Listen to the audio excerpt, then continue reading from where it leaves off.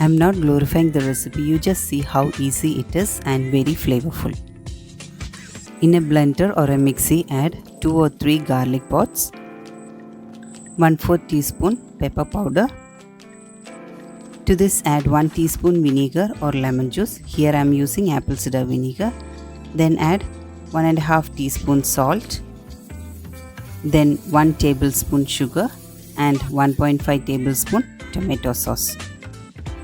To this add half cup sunflower oil and 1/4 cup cold milk. Remember to use cold milk, which will give that fluffy, nice consistency.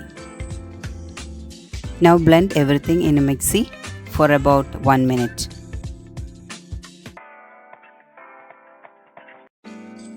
See, it's getting thicker and you can able to see through the lid.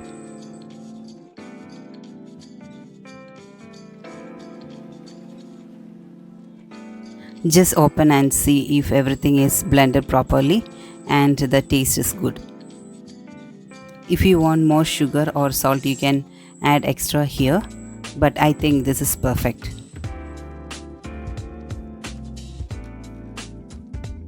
Clean the sides and blend again for a second.